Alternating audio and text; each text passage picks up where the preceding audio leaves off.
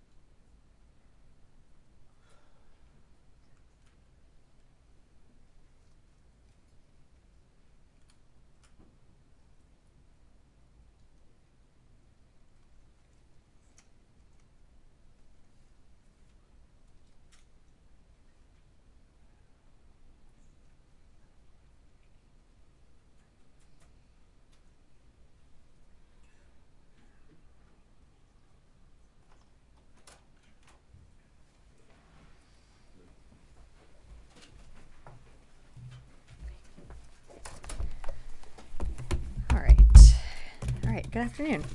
All right, just short 2 items today, and then I'm happy to take your questions.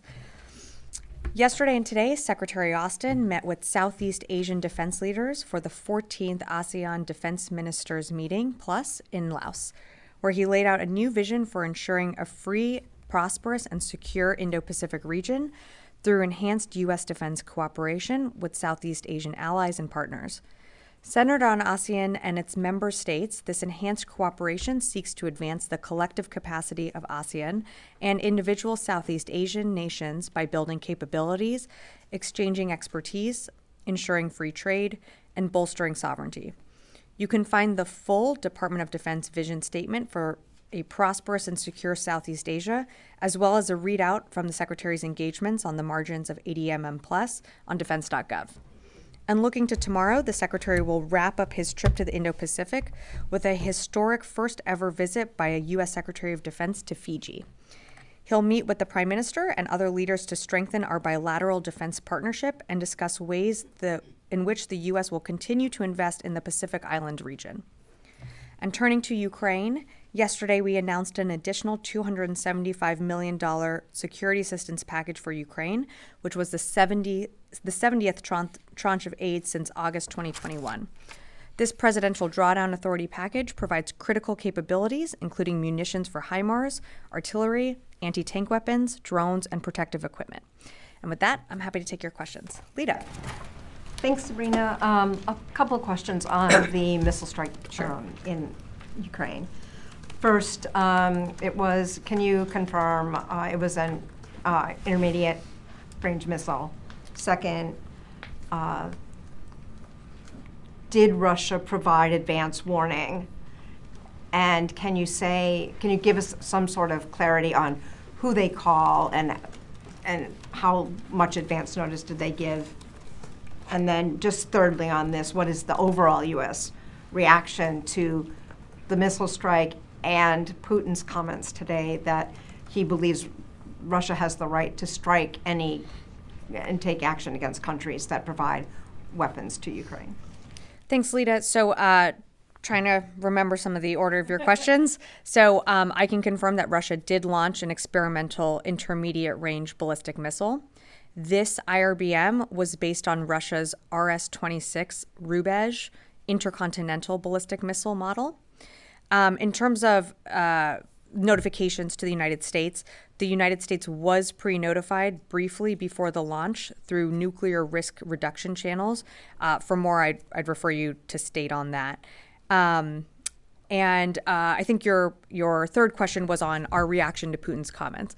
I mean, we've seen this type of dangerous, reckless rhetoric before from President Putin. What we're focused on is continuing to support Ukraine with what it needs. Ukraine, as you know, has been successful in continuing to push back against Russian aggression. We just rolled out another $275 million package yesterday. You're going to see more packages continue in the weeks and months ahead left of this administration. So that's what we're really focused on. Of course, we're going to take seriously the rhetoric coming out of Russia, but our focus remains on arming Ukraine and supporting Ukraine what it needs the most on the battlefield. And as a reminder, as this reckless rhetoric continues, Putin can choose to end this war today. He can choose to withdraw Russian forces and end this and end his war of aggression and his war of choice. So we're going to continue to focus on what Ukraine needs on the battlefield. Liz. To follow up on that, earlier this week, Putin signed a new nuclear doctrine for Russia. Have we seen their nuclear posture change at all? We haven't seen any adjustments that we've observed in their nuclear posture, and we haven't adjusted our nuclear posture in exchange. Something that I think I said on Tuesday is that the changes that we've made were expected and something that we had anticipated for a while. Again, extremely reckless, but we haven't made any adjustments to our posture. Something from earlier this week, the Ukraine's use of, or reported use of ATACMS. Can you confirm that Ukraine used ATACMS on targets in Russia? I still don't have anything to announce or confirm, but if there is more to share, I certainly will. Again, you just saw us roll out another $275 million package earlier this week. We're going to continue to supply Ukraine what it needs, but I'd really refer you to the Ukrainians to speak to their operations. Lauren. Just to clarify something you said in response to Lita, you said this was based on an RS-26 Rubezh missile. Does that mean it was an RS-26, or was it one of the derivatives like an RS-28? Can you be just a little more specific on that? I can't get more specific other than that it was based off of, what I would say is it was based off of the design of the RS-26. But I'm just not going to be able to give you more details than that right now. And then just a sort of related question on a different topic. The provision or the decision to provide anti-personnel mines to Ukraine, can you say, first, what type of anti-personnel mines, what makes you so confident that they'll be used correctly? And second, given the position of the administration essentially 2 years ago, does this require a presidential waiver or some step there to okay the export of these? So in terms of how the Ukrainians employ these mines on the battlefield, the Ukrainians have given us their assurances that they are going to only use them in Ukraine. We are providing a different variants of the type of mines. I'm just not going to get into more details than that. I think it's important to note that the reason why we are providing these APLs is because as the battlefield has changed and the fight has evolved over time, so have we, so have our support. And I think you saw the secretary speak to this on his travel, but Russia has changed their tactics. So they're not leading with their mechanized forces, they're leading with dismounted forces. And so because of that, we feel that these APLs and how they will be able to be used on the battlefield will be helpful to Ukraine. In terms of your second question on if there needs to be something, a type of waiver, I'd refer you to the White House to speak to that. Idris. On this sort of scale of escalation, where do you see the IRBM? It's obviously not an ICBM, but a level of concern and where does this sort of lie, this particular missile? So this was a new type of lethal capability that was employed on the battlefield. So that's certainly of concern to us. And we're going to, I don't have an assessment of its impacts right now, but it's something that, of course, we're concerned by. But what's been escalatory in this war is the fact that Russia decided to turn to a foreign country and bring those, DPRK soldiers into the fight. So we're going to continue to monitor. What we're focused on is supporting Ukraine and arming Ukraine with what it needs. Just following up on Leah's question, President Putin said that actually the U.S. was escalating by giving, allowing Ukraine to hit inside Russia with the ATACMS, and that there was a possibility of the conflict becoming more global. If you could just sort of respond to that, his sort of, very clear sort of accusation that it was the United States' fault, that it was, becoming more escalatory. Yeah, I think it's pretty clear and couldn't be more black and white in what's escalatory here. Russia invaded its sovereign neighbor. We can go back 2 years, continue to look at the facts. We've been very clear publicly and privately to Russia that we're going to support Ukraine because another sovereign country doing that to its neighbors should not go unchecked.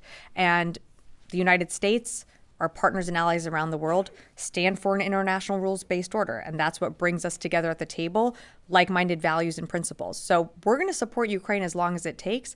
And we've been pretty clear about that from the beginning. Again, Putin has the decision and the authority to end this war today.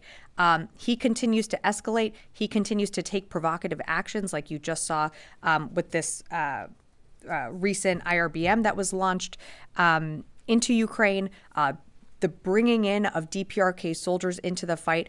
Each time these actions are more escalatory, simply what the United States is doing and our 50 or so partners and allies around the world is giving Ukraine what it needs to be in the fight.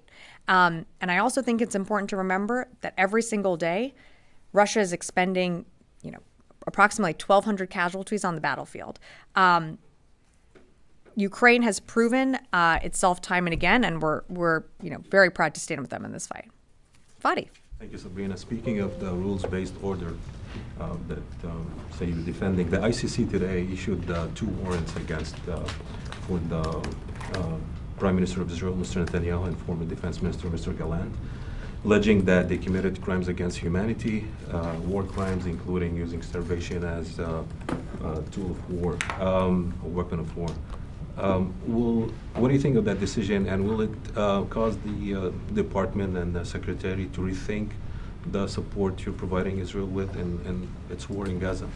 Thanks, Fadi, for the question. So the United States fundamentally rejects the court's decision to issue these arrest warrants for senior Israeli officials. We remain concerned by the prosecutor's rush to seek arrest warrants and some of the processes that this has played out in. And again, we've been very clear that the ICC does not have jurisdiction over this matter. So we're in coordination with our partners, including Israel, discussing next steps. I'm not going to have much more for you, as I might refer you to the State Department and the White House for a little bit more. But in terms of our support for Israel, we're continuing to support Israel with the assistance it needs in its, fight against Hamas and Lebanese Hezbollah. But that doesn't mean that we can't continue to make clear our concerns on the conduct and how they are conducting those operations, whether it be in Gaza or on the northern border. So you're rejecting the decision based on, I guess, technicalities and jurisdiction. Mm-hmm. What do you think of the allegations? Committing war crimes and crimes against humanity.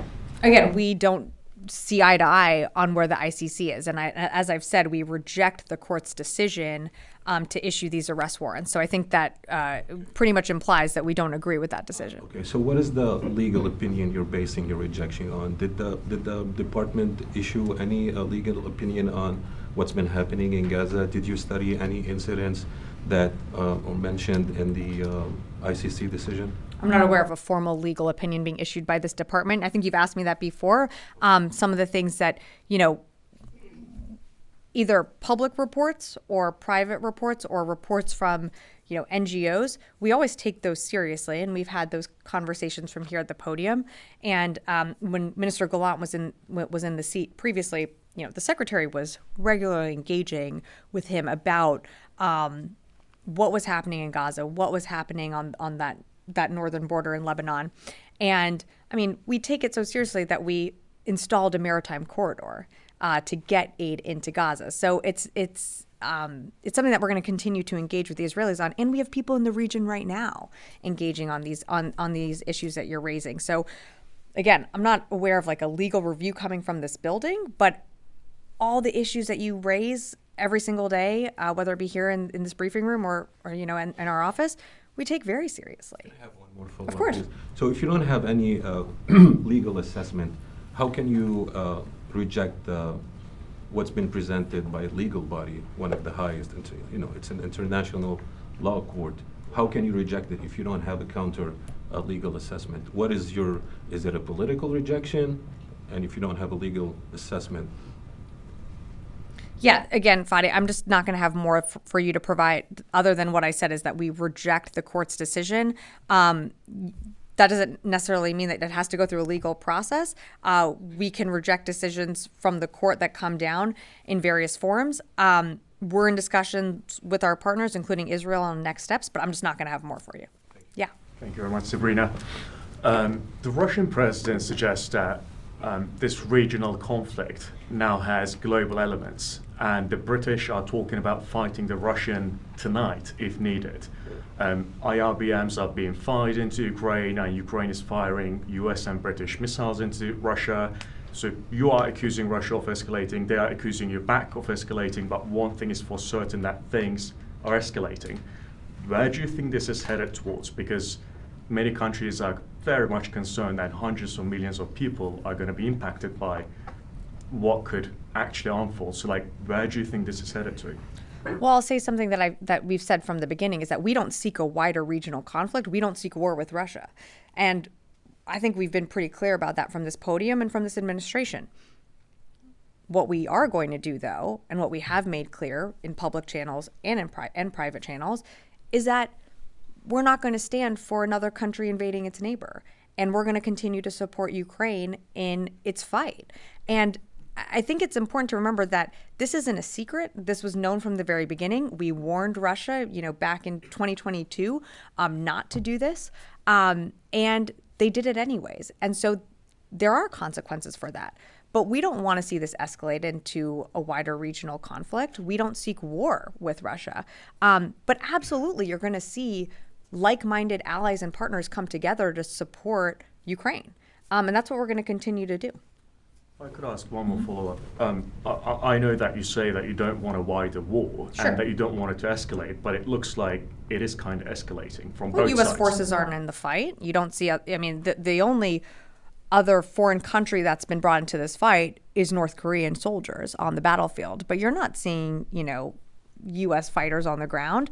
And that's not the intention of this administration. You're right. You're saying that Russia invaded Ukraine. That's correct. You're saying that North Korean soldiers were brought into the battlefield. That's correct. Yeah. I'm not looking into who's right, who's wrong, but the fact is that things are escalating and other countries are getting dragged into this. So what I'm saying is that, are you concerned that this escalation is accelerating at a speed that no one would really like? I think we're always going to be concerned by the reckless rhetoric coming out. We are certainly concerned by the escalatory moves and acknowledging your point that Russia is making when it comes to employing DPRK forces on the ground. We acknowledge that is escalatory, and that would be met with a response. And that's what we're working with Ukraine on and continuing to support them on the battlefield. But to your larger question of, escalation and bringing in countries into the fight, I'll make it very clear again, we don't seek war with Russia. That's not our intention, but we absolutely are going to support Ukraine, and that's been something that the president has been very clear about since day one. Charlie. Thank you, Sabrina. You said the United States was notified. Was that a matter of days, hours, or minutes about this missile? In his remarks today, Putin said that U.S. defense systems are incapable of intercepting these weapons anyway. How much of a threat do they pose? And second question, there are reports today that a North Korean general may have been injured. Can you confirm that they've engaged in combat or confirm that report? I can't confirm the report on a North Korean general officer, I think you said, being injured in the battlefield. But that being said, where they are positioned, they are absolutely fair target, and we absolutely expect them to be engaged in the fight. But I can't independently confirm those reports. I've seen them. In terms of Putin's comments on our force posture or our defense systems, I'm just not going to get into that. But what I can tell you is that, again, we're going to continue to support Ukraine with what it needs to be successful on the battlefield. And I think you asked about the pre-notification. We were pre-notified briefly before the launch, but I'm just not going to get into more specifics than that. Does this weapon, experimental or not, he suggests that there are more of them, and he intends to use them, and he will warn, as he has done. Do they pose a real and present threat in this conflict? Any weapon that's going to be employed on the battlefield absolutely imposes a threat to the Ukrainians. And that's why, this was, as we said, an experimental intermediate range ballistic missile.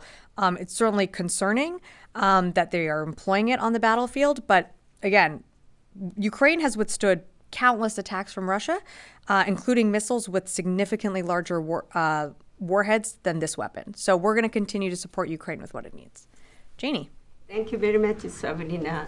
A few questions about Russia, North Korea, and Ukraine. First question, North Korea announced that it will send 100,000 more troops if the soldiers it dispatches die in the Ukraine war.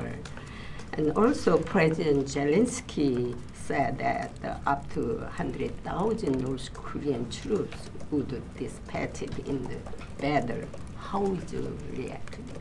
So we're not tracking that 100,000 North Korean troops have been sent to Russia or to fight in this war. What we are tracking and our assessments is that there's probably over 11,000 DPRK soldiers that are in the Kursk region. And as I said on Tuesday, could there be more that get sent to the battlefield? Absolutely. Something that we're going to continue to monitor. But right now our assessment is that it's approximately 11,000 or over 11,000, I should say, in the Kursk region. It is known that the North Korean military is participating in battles by joining the Russian Marine Corps and airborne troops. Also, the video shown in Ukraine reported that several North Korean soldiers were killed and injured. Does the U.S. have any information on the number of North Korean casualties and injuries in battles? Similarly to what Charlie asked, I just can't confirm reports that they've started to engage in battle. I've seen the public reporting out there that a general officer was wounded, but again, I can't confirm it. Do we expect these soldiers to be brought into the fight? Yes, absolutely. They are in Kursk for a reason. But I just can't confirm those reports that are circulating right now. We'll certainly keep you updated on that. Yeah. Can I just go over here? Yeah. Thank you, Sabrina. Despite your rejecting the ICC's decision about Mr. Netanyahu and his previous defense minister, Gallant, there are many ally countries in NATO, like Canada, France, are accepting the decision. But my question will be about the core issue, which is the humanitarian crisis in Gaza. Mr. Secretary was the first to say that the humanitarian issue in Gaza could be a tactical defeat for Israel if they don't take care of it. Mm-hmm. So now we are far beyond that line, and you just sent a shared letter with the State Department to the Israelis to recheck their position and the humanitarian situation in Gaza, or otherwise you could see what you are going to do with the weapons supply to the Israelis. So after this decision, even if you reject it, do you have anything to do to check the humanitarian issue in Gaza and improve it for the Gazans? Sorry, just to understand a little bit more of your question, you're asking if we the United States is monitoring the humanitarian aid getting into Gaza? The decision of the ICC is another thing, but the Okay. humanitarian issue and the problems are there. Right. So are you going to do anything to address this problem in Gaza? I mean, every single day we are engaging with the Israelis. And it's not just the Department of Defense. I mean, you have other agencies like USAID, you have the UN that are engaging at their levels to ensure that aid can get in. I think, there are, and certainly, when the secretary has engaged with his counterpart, they do understand that there is a need to get aid into Gaza. And to your point, you don't want a tactical victory to be confused with strategic defeat, which is something that the secretary has spoken about. So absolutely the need to get aid in to the people of Gaza, that is strategic in and of itself. That needs to happen. We're not on the ground. We did set up that maritime corridor over the summer to get aid in as fast as we could. We're working with the Israelis. As we've spoken about, they have opened more crossings, so we are seeing more aid get in. Is it enough? No, more needs to get done. And that's what we're continuing to impress upon them. And about the Russian missile attack, you said we pre-warned about it. Was that like it's not a nuclear attack warning, or? It was it was through the nuclear risk reduction channels, and we were briefly notified before the launch. Wafa. Thank you, Sabrina. I have two questions. Sure. First on Iraq. According to very trusty sources, Iraqi sources, Iran-backed groups are manufacturing drones and managing their operations against Israel from Sinjar. Do you have any indication that confirms this? And also, do you have indication that Israel is getting closer to target or attack these groups in Iraq? I don't have anything on Israel. I would refer you to them to speak to what they plan to do or any operations. In terms of IMG groups within Iraq, I mean, we've certainly seen them launch, attacks at U.S. forces, but also attacks towards Israel. In terms of what you're referencing and like production or things like that, I don't have any confirmation of that happening in Iraq. What I can tell you is that Iran continues to supply these groups with what we've seen, whether it be drones, ammunition. Iran is arming its proxies.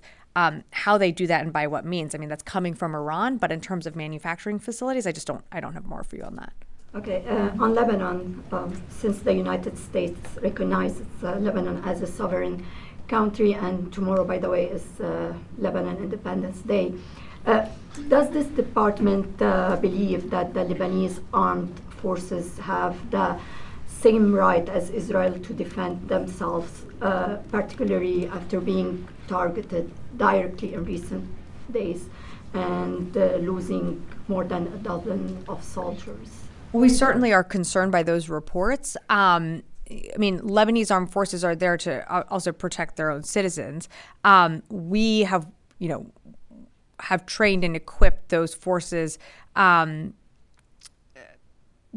to fight the threat of Hezbollah. But again, I mean, Israel conducting operations on that northern border to weed out Hezbollah, which, continues to launch rockets towards Israel on an almost daily basis. So what we certainly want to see is those LAF forces, protected and not get caught in the crossfire. And we've made that clear to our Israeli counterparts. Do they have the right to defend the country, to defend themselves, particularly in the context of a potential ceasefire deal between Israel and Lebanon?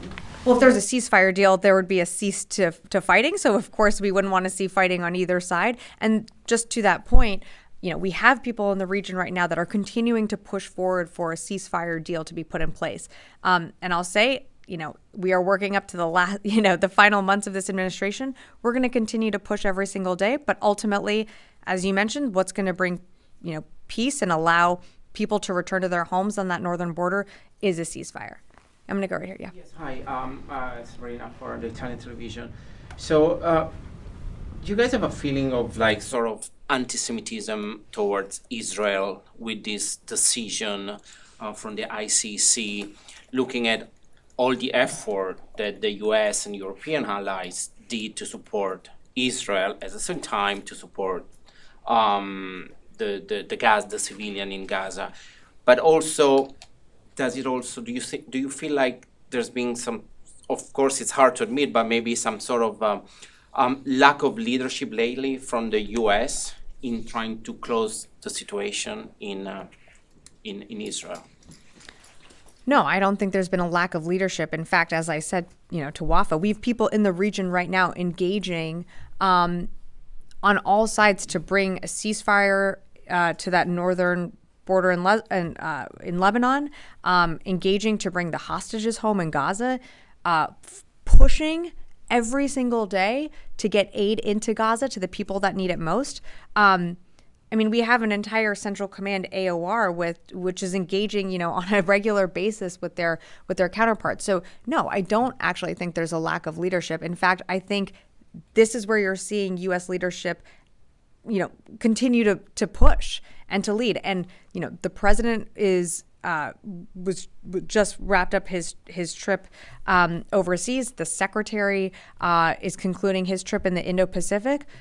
You're seeing us continue to lead on the world stage. And so, no, I would push back on that notion. Or decision. It seemed like there is a lot of anti-Semitism toward Israel also. I'm not going to speak on behalf of the court. That's not my job. I'd refer you to the court. I'm just not going to speak on behalf of the court. Constantine. Thanks, Sabrina.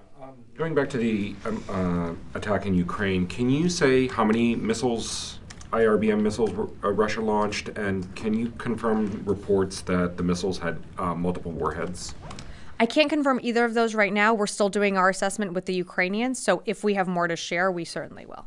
And then just to follow up on Charlie's question, obviously you've said that we got a pre-warning from Russia before the attack, but can you say whether any of the early detection systems that the U.S. has to detect a launch like this picked up the launch, worked as intended? Yeah, I appreciate the question, but I'm just not going to go into those details.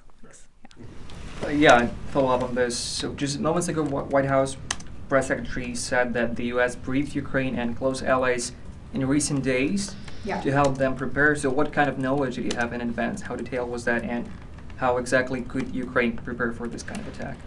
So we did brief Ukraine and our partners and allies of the possibility that this could be used. Kind of to Constantine's point, this gets to an intelligence assessment that I'm just not going to do from the podium. And another one, Putin said that Russia launched its missile as a message to the United States.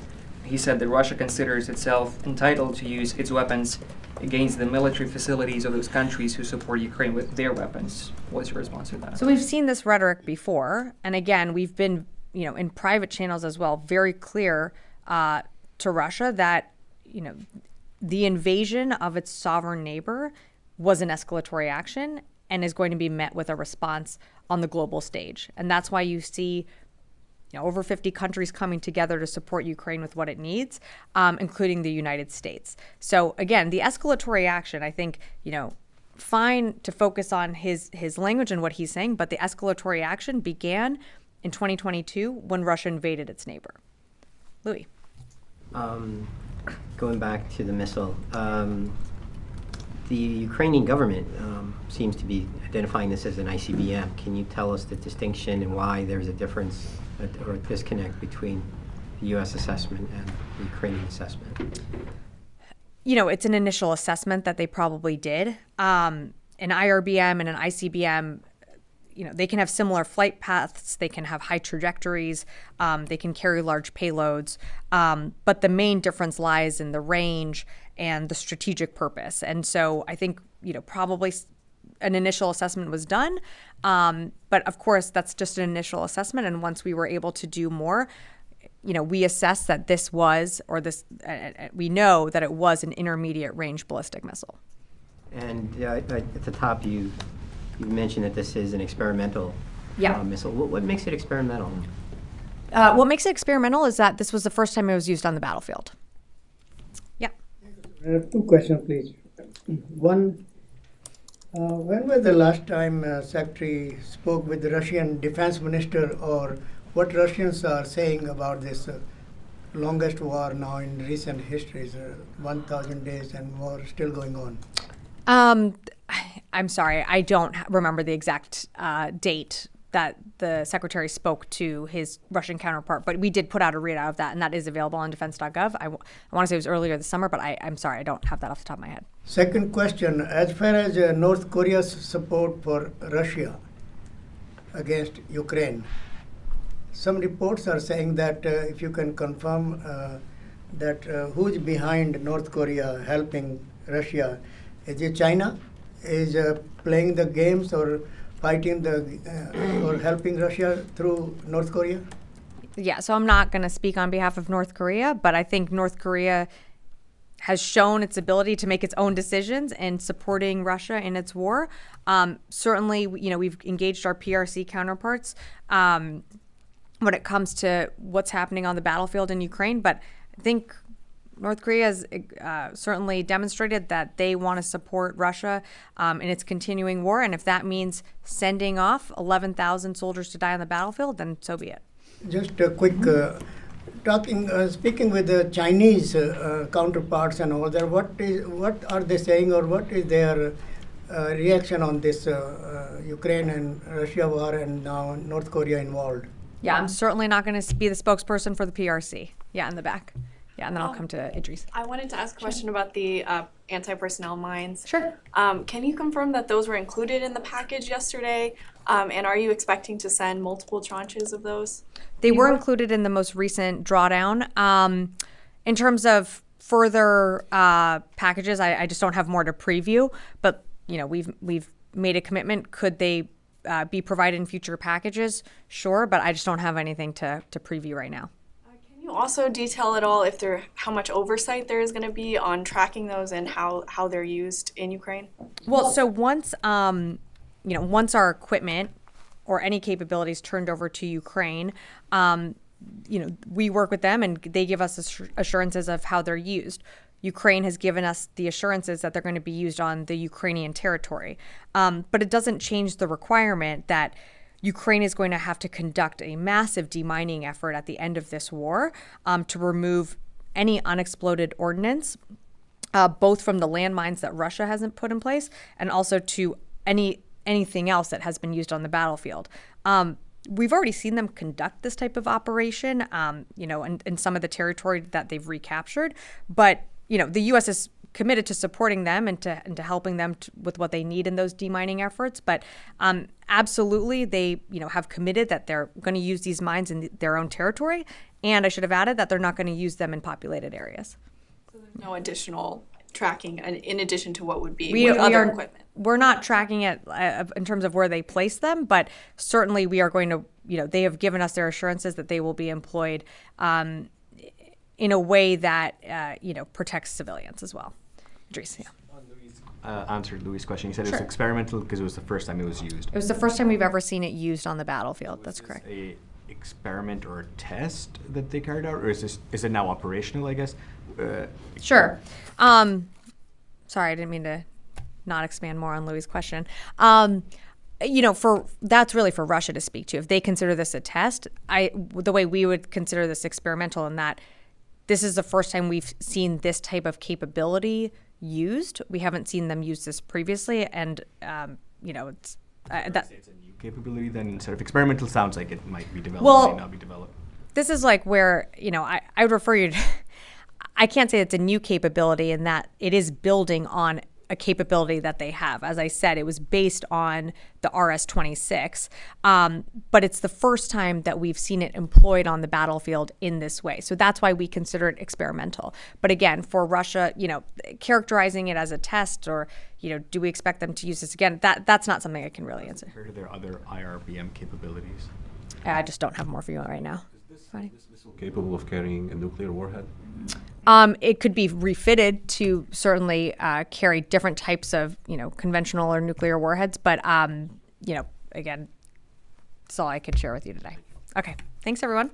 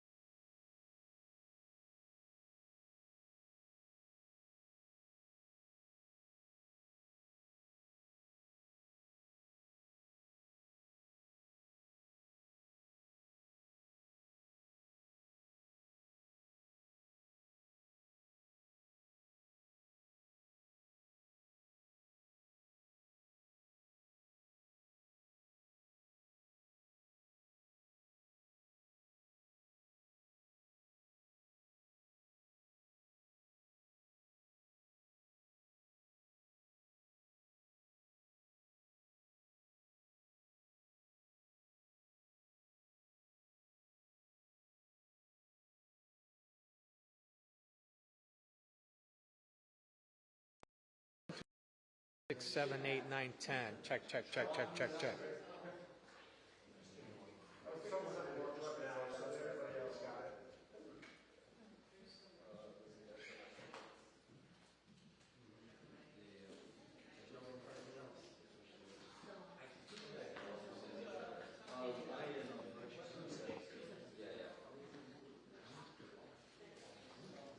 This is just for my guy, not anybody else.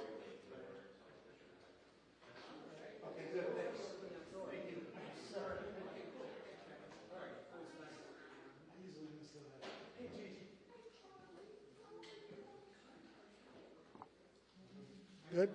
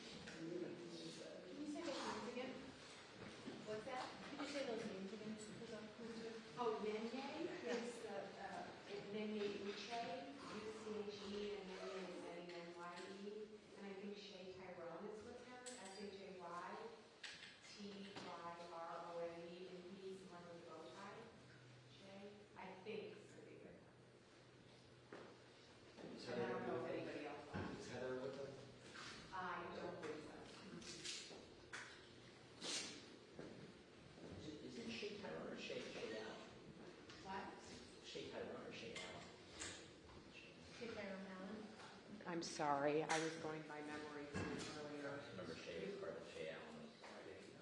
It's Shay, you know what, I have his full name on, hold on. I don't want to be in the way here. Hold on, Eric.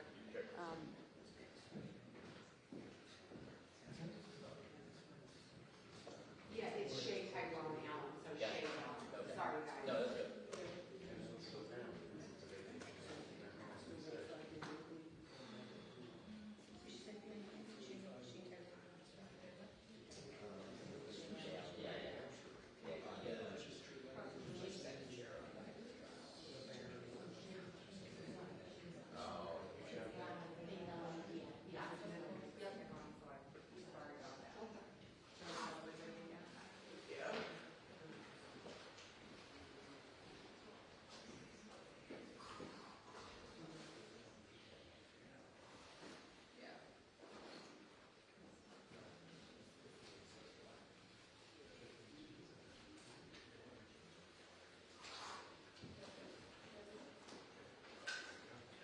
They'll be right in.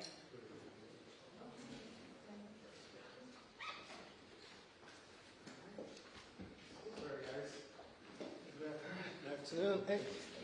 Good afternoon. Okay, so tell me, maybe swing around. Yeah. Time right. Is it spread out? Okay, perfect. All right, are we ready? Yes. Okay. Good afternoon. My name is Nenye Uche, Nenye, last name Uche. I'm Justice Smollett lead attorney throughout the trial phase of this case up until this point, the Supreme Court's decision. To my right, your left is Shay Allen, Attorney Shay Allen, Sandra Gavazzi, Attorney Heather Waddell, and Tamara Walker, all attorneys. All have helped throughout this process. All have been very integral to this appeal and this team. Let me start off by saying this. Prosecutions should be based on facts. Prosecutions should not be based on vindictiveness. This was a vindictive persecution, not a prosecution. Let's not make any mistake about that. The Supreme Court was clear. The rule of law and due process have to remain the fundamental process for which the American jurisprudence is run. It is not run by public opinion. Now, we face a big challenge, defense attorneys all around the country, especially in the age of social media, where there's a mass dissemination of information that are not facts in evidence. And the big challenge is holding the line for the rule of law. And that's what exactly this court did, and we're very happy with the decision today. We're very pleased, but it was expected. We shouldn't be surprised. This is the law of the land in this particular state and all around America. And so that's where we are right now, and we'll take any questions from you. I'd like to ask you a question Sure. in terms of Justice pursuing the city of Chicago. Is he still pursuing that case? Well, that's a civil case. Today we're focused on the criminal appeal. And that criminal appeal, we have a unanimous decision from the Supreme Court, 5-0. Remember, there was no dissent. 5-0, saying he was treated unfairly, that this was an unfair process. And when you have an unfair process, you have a travesty of justice, which is exactly what happened here. And Jussie is back. I must say this. Jussie is back to where he was. He's presumed innocent. Remember, the jury's verdict is now null and void. Of course, that's not the jury's fault. They were impaneled. But this was an unfair proceeding, period. And so he's back to where he was. And so I would like, the real question now should be, even though this is over now and Jussie absolutely wants to move his life forward, I think people should start asking questions. How did this happen? Why should this even happen? What can we do to make sure this doesn't happen again? And what were the facts that we never bothered to look at because everyone was distracted with public opinion? Please. Yes. Dan Weber released a statement earlier today Yes. pointing to the fact that the Supreme Court didn't take issue with any of the facts of this case, and therefore this ruling has nothing to do with Jussie's innocence. Yeah. Well, Dan Webb contradicted himself. He also mentioned that he disagreed with the Supreme Court's view of the facts and the law. So he said that. I read his statement. Statement is completely wrong. And he's been wrong all along. I have great respect for him as an attorney, but in this particular situation, he's completely wrong. And let me tell you why. You cannot say, hey, listen, the process is unfair. How we got here was wrong. but we're going to stick to the decision that was made from an unfair proceeding. That's not how it works. No one wants to be treated badly or unfairly, and then you say, we're going to pretend like we never did that. Yes, we did it, we were wrong, we're going to put that aside, but you're still guilty. It doesn't work like that. He's innocent, and that he's always maintained his innocence, and there have been strong, a mountain of reasonable doubt and evidence pointing to his innocence in this case that no one has bothered to take a look at. Yes. Two questions. Yes, sir. One, what is the biggest misconception that you think is out there in the public? And two, let's say we had the same case, same set of circumstances, but it wasn't Jussie Smollett. It was Joe Blow off the street. Yeah. Do you think we would have seen a special prosecutor step in? Okay, so answer the first part of your question. What is the one thing that people have gotten wrong? A lot of people believed he was guilty. That's wrong. None of us believe that. The evidence, in our opinion, showed that he was innocent, even though it's not ours to prove, right? But if you're to flip the coin and say, okay, it's not yours to prove, but is there reasonable doubt? A ton of reasonable doubt. And that's our position, that's our opinion. If this was the regular Joe down the street, this case would never even have gone to trial. No prosecutor would have taken this case to trial. It was ridiculous. There was no direct evidence linking him to anything, right? And so it's a shame that we're here. I feel it's completely disgraceful. Some of you have been here. You followed me with this case. I've always said the same thing. This has been disgraceful. I was born in the United States, but I grew up in a developing nation. This is the sort of prosecution you see in developing nations. People are mad. Prosecute a person. They prosecute a person. This shouldn't be happening in the United States of America. It's ridiculous.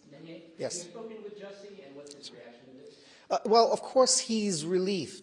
I think the emotion I would describe is one of relief, and he's very happy and, of course, grateful to the Supreme Court for their decision and for, not to be condescending in any way, doing the right thing. I mean, that's what the court is supposed to do. That's why we have this process. But I think also we should remember that he's a human being. And like any other human being, I'm not a psychologist, but I'll wager there will be a feeling of mixed emotions, the emotion of happiness, the emotion of relief, but still the disappointment that you were dragged through an unfair process. And I think that's the best way I'll capture how he feels. Please. What's going to happen next? What options does Jussie have at his disposal? Yeah. Is he considering filing a suit against the Cook County State's Attorney's Office, Dan Webb's office? Yeah. Is there an action he's planning? Yeah, I think there's been a lot of waste of taxpayers' money, hasn't there been, right? We've spent who knows how much. I don't even think there was a process where we could see how much the special prosecutor had spent on the case because it's Cook County taxpayers' dimes going into that. And so we don't know. So I think at this point, Jussie wants to move on with his life. And he had already started doing that. I think this is a chapter, it's closed behind him. It's unfortunate what happened to him. He was railroaded. This was a travesty. And I think the truth eventually comes out. And that's what we're seeing here today. An apology? I'm sure Jussie would want an apology, but he's a realistic man, right? He knows he's not going to get it. After all, these are the same prosecutors that prosecuted a case, the special prosecutor's office, that they shouldn't have been prosecuting. The city is seeking, I think there's a pending civil trial to get restitution from Jussie. Do you believe the city should drop that? Well, listen, I'm not the civil attorney involved in that case, but I would say our main focus right now is on the Supreme Court's decision. I think everyone should take the time. It's a long decision, it's 32 pages, but they should take the time to read and see how the Supreme Court systematically calls out the various injustices that took place in this case. I think that should be the focus and not on what's happening in some civil case or potentially what the city should be doing. I think the focus should be on the Supreme Court in a 5-0 decision. No dissent, not one person dissenting, not one person faltering, says, this is wrong. And I think that should really be the focus. And I hope and I'm confident that he'll get his life back, as he has already started doing right now. You mentioned a lot about public opinion facts getting to the public. Do you think that this decision will impact the public's view of this case or of Jussie's perceived innocence or guilt? Yeah, I think it comes down to the media and what you guys report. If you guys leave here today and you are reporting what Dan Webb is saying, that this is just a verdict on a technicality, which would be a disservice, well, of course the public will still feel that way. But if you report on the truth, if you report on what the Supreme Court said, that this was an unfair proceeding, if you look through the transcripts, and I don't know if some of you have, and now finally go back to sit down with the transcripts and start looking at a guy called maybe Anthony Moore, what he had to say, right? And start reading through the transcripts and maybe do a documentary. I don't know, but I think it depends. The ball is in the media's court. You know, when this case first started, I told the media, I told a lot of you, I said, listen, just give him a chance. Look through the evidence. Don't assume he's guilty. Do some investigative journalism. Interview these witnesses. No one wanted to do it. You know, we're all human beings. We all go with the flow sometimes. So I hope corrective measure will be taken now, and the media actually does and acts like the fourth arm of government to hold checks and balances. And Mr. Webb was in an executive position. He was a prosecutor, and everyone allowed him to do what he wanted to do on a case that he shouldn't have been prosecuting in the first place. Does Jesse have a message for the people of Chicago at this stage? Does he have something he wants us all to know? Jesse's a very kind man. He's always loved Chicago. He just wants to move on with his life. He just wants he goes between New York and LA. Okay. Sure, can you just one more time? Yeah. Most of us don't have law degrees, certainly like Yeah. The court No, it's of okay. public's opinion is exactly that. But Yeah. can you drill down just a little further between, you know, what I've seen a lot of people asking today, I think this was alluded to up here, that does this answer to his innocence? Would you try the case the same way? Is he going to, does he stand behind the reason he called 911 in the first place and got the 5-1 camera, we all made it through the trial, Yep. et cetera, et cetera? Yep. But can you drill down a little further as an attorney Yes. between Yeah. due process violations Yes. and your client's Correct. presumption of Correct. innocence? So let's start with one thing. Let's get one thing straight. Justice Smollett has always maintained his innocence, and he continues to do so till date. Let's put that aside. Number two, you've asked me a question, which is an important question. How would you try this case if we were to go back? This case should never have gone to court. This case should never have been tried, right? There is no evidence, in our opinion, and based on the facts that we saw, against Justice Smollett, and he's maintained that innocence. And more importantly, we have a situation where the Illinois Supreme Court pretty quickly, remember oral arguments were in September, I believe September 17 or 18, and now we're in November, all right? And they've come out unanimously to say this was an unfair proceeding. So what I would like the public to understand is you cannot derive good from bad. You cannot say, hey, the proceeding is unfair, but we're going to believe hook, line, and sinker everything that came from the proceeding. It doesn't work that way. Did this attack take place the way that Jesse reported it to police in 2019?